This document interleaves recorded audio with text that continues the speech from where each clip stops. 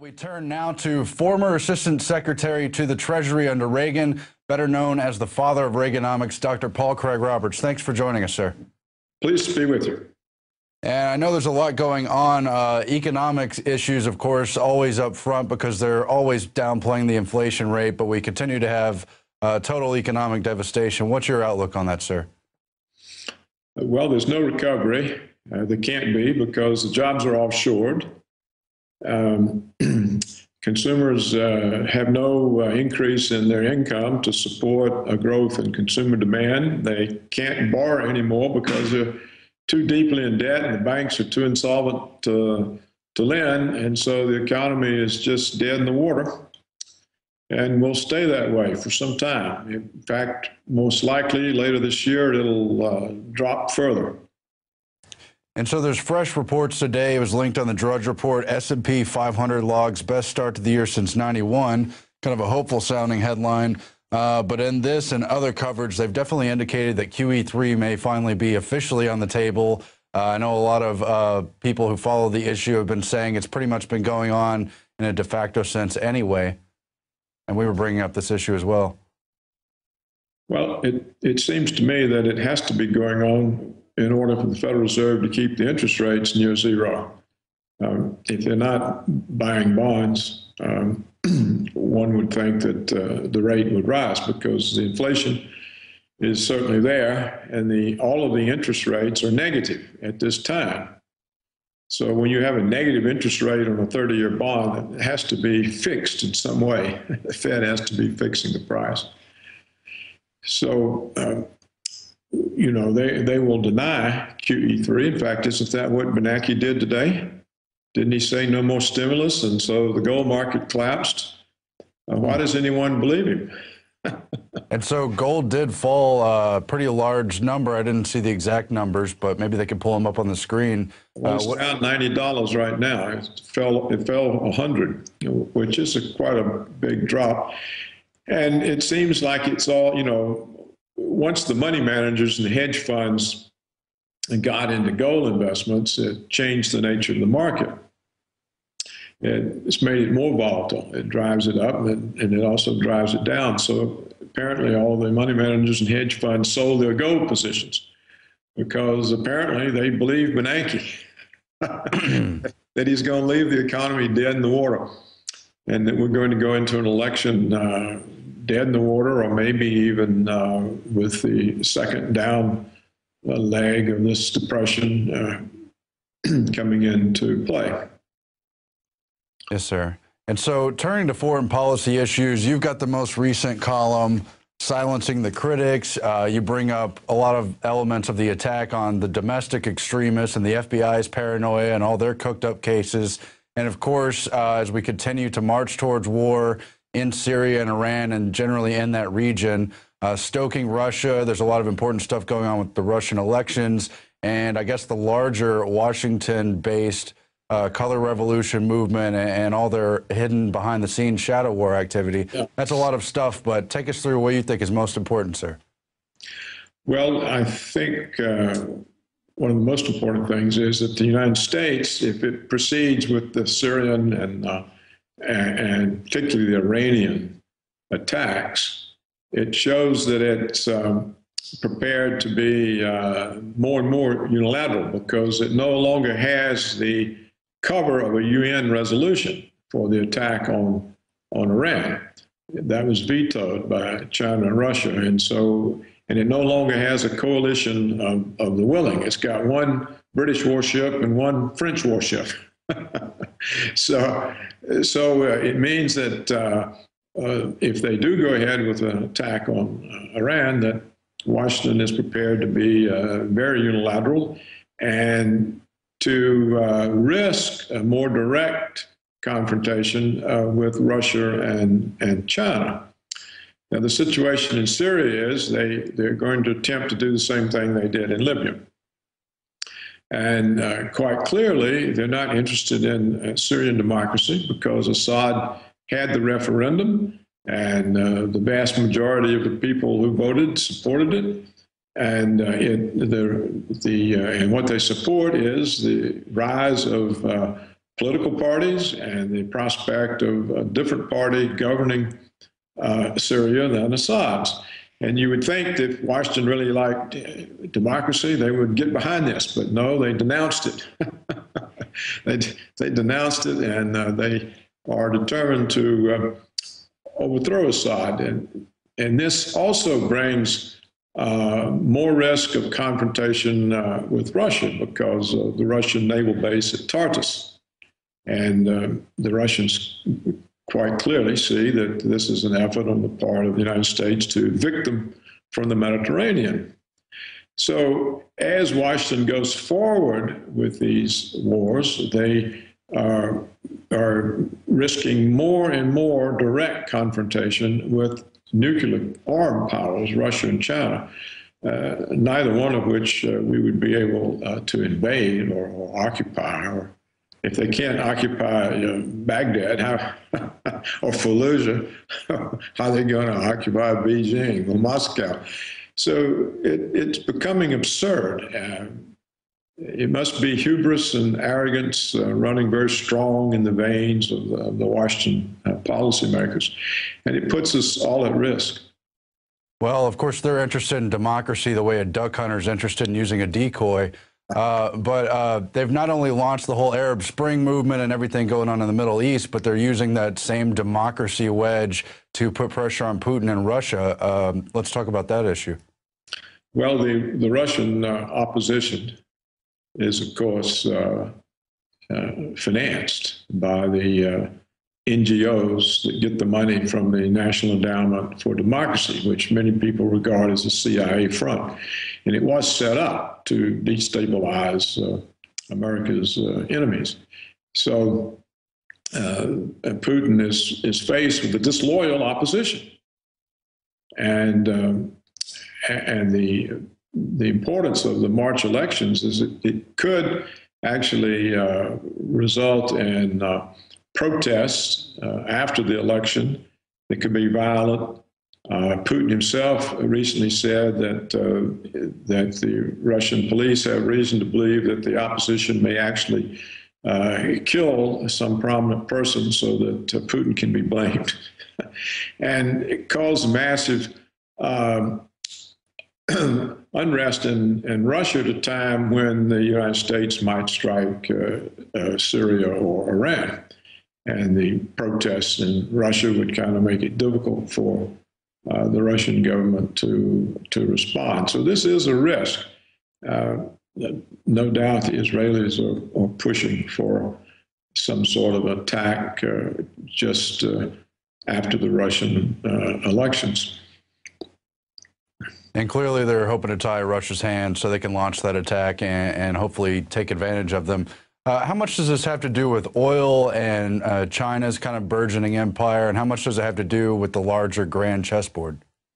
Yes, I think it has a great deal to do with trying to deny China independent access to oil. That was the reason for the overthrow of Gaddafi. China had very large oil investments in eastern Libya, where the revolt began.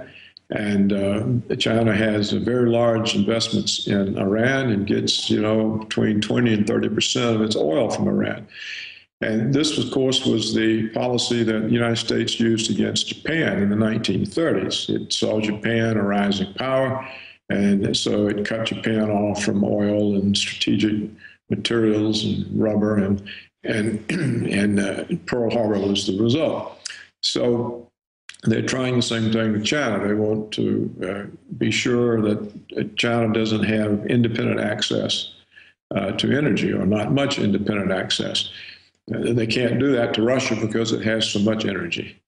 And I think the various pipelines that Russia and China will build to connect those two countries will certainly defeat Washington's plans, but they are directed at China's energy supply.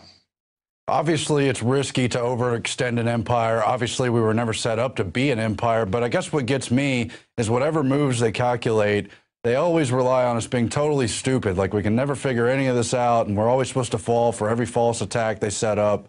I mean, how do we deal with that? Well, but you see, most of the time they're right. Most people do fall for it. I would bet that if the average conservative American, the average Republican, was witnessing what I'm saying right now, they'd be screaming and yelling at me, a pinko liberal commie, unpatriotic. You see, they think that if you don't support everything the government says, that you're anti-American. They don't understand, they haven't any concept of patriotism means supporting the Constitution, supporting the truth, trying to keep your country out of trouble, and trying to keep other people from being victimized by your country. That's what patriotism is, but they don't know that. If I was in a live audience saying this, I'd be probably stoned to death. That's just what Americans are like. They don't catch on.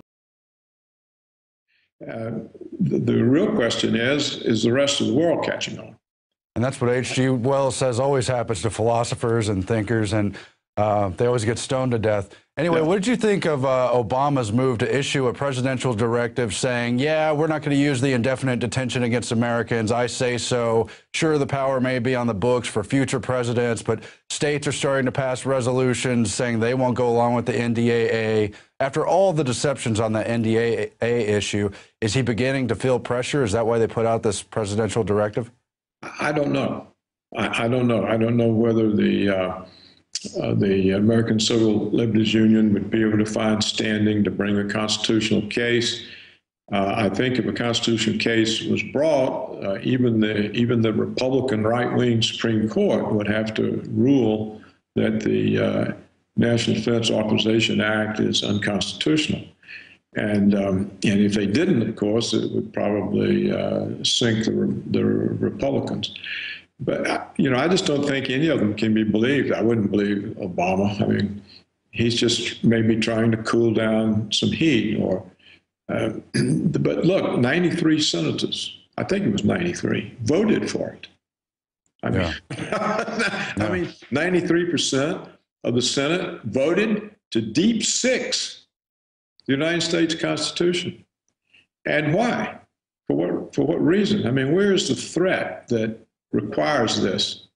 I mean, where are you would think by now in the United States, after murdering huge numbers of Muslims, women, children, men, village elders, for over a decade, that there would be terrorists everywhere, that shopping centers throughout the country would be blowing up every day. Everything, with power stations, it would all be, the country would be in ruins, you'd think by now. Well, but nothing has happened. I guess it goes back to... There's not been a single terrorist event, and so the FBI has to go out and concoct them and make them up and find some poor, stupid guy and put him up to an FBI plot. And you're not just saying that. They've admitted dozens and dozens of these cases were total sting operations. Yeah, that's all they are. There's no real cases. And so what is the threat that required deep sixing the Constitution? The power of nightmares and what's under the bed. Senators run to vote for it. And why didn't this cause the people to revolt? And don't they understand the Constitution is what the country is? I mean, their country was repealed. and they just sit there like, duh, oh, it'll never apply to us. It's only for terrorists. It's a shame. It'll apply to whoever the government wants to apply it to, because no evidence is required. We would never know if it was applied to terrorists because there's no evidence. You don't have to show anything. It's a shame, though, because the Patriot Act was horrible. It was also doing away with large sections of the Bill of Rights and Constitution, but there's at least a debate about it. It was a public controversy to the general public, even if nothing was changed or stopped. But the NDAA, it's been all this game of smiling and pretending it's not going to happen. I guess that kind of crocodile style of attacking in politics. Well, I don't know what else to say about it other than the country was stolen, because the country is the Constitution, and stolen by a handful of people in Washington. And why? What is the real agenda? It can't be terrorism. There's just not any. I mean, we can say, oh, well, the Taliban are terrorists. They're killing our troops, but we're occupying their country. So they're not terrorists. There's no acts of terrorism in the United States. So what is the reason for this? And we're premiering Alex's new documentary tonight on this program. Hopefully you'll have a chance to check it out later. But we show some of the statistics. Scientific American covered it. A lot of other statistics show things like bee stings or slipping in the shower kill more people than terrorism. It's just a total hoax. Ordinary life is more dangerous. Driving down the road is more dangerous. So many things. Right. That's exactly the case. Look, the war on terror is a hoax. I've said it before. There aren't any terrorists. It's a hoax. It was a hoax to destroy the Constitution and gain unlimited power. And it was a hoax to start these wars in the Middle East. There's no basis for it. There's no evidence of this terrorist stuff.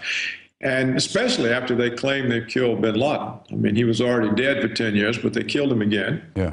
So if Al-Qaeda is such a pathetic organization that it leaves its mastermind in a house, unarmed, with no troops, no guards, and 2 women to protect, then obviously it's not a threat. Al-Qaeda couldn't possibly be a threat if that's how they protect the mastermind, the leader, the most dangerous man on earth, Rumsfeld told us, or Cheney, or both of them. And obviously, the organization doesn't even exist. I mean, but I guess you take a questionable staged death to cover up for questions of providence and questions of birth, and that whole thing with Obama and his birth certificate, a whole nother issue. But well, I think the whole thing was done. Of course, it was a hoax. It was done to boost Obama in the polls, so the Democrats would not challenge him for the nomination. Mm-hmm. You know, he was so low down that some of the Democrats were talking about running somebody against him in the nomination for, in other words, not just give the sitting president the nomination. So I think it was done to boost his standing and to stop any challenge from within the party. Now, of course, he doesn't really have a challenge from the Republicans because they mass such a collection of dopes, idiots, yeah, that nobody would vote for them. I mean, clearly Obama will win re-election. I mean, unless something just dramatically terrible happens. Paul Craig Roberts, for years you didn't have your own website. You appeared on so many other great Patriot websites. I want to make sure people have a chance to check out your work at your blog. Tell them where it is and how often you're going to be posting content there. It's paulcraigroberts.org. That's simple. It's that simple. And all of my columns for the last 10 years are posted on it, and some other things. And I tend to write a good deal, although I haven't in the last week or so. So there's almost always something on it, something new. But there's enough there. I mean, you'd have to read for a long time to get through all of it. Yeah. Well, we appreciate you joining us, and we appreciate your work as well, of course. Thank you, sir, and we will talk to you in the future. Look forward to it. And we'll be back from break, but after that, we will be premiering the new documentary, New World Order, Blueprint of Madmen, Alex's latest documentary. It's going to be right here for PrisonPlanet.tv subscribers. It'll be out there for the public later on, so we'll hope you stay tuned and watch that. It's 40 minutes long. Thanks, and good night.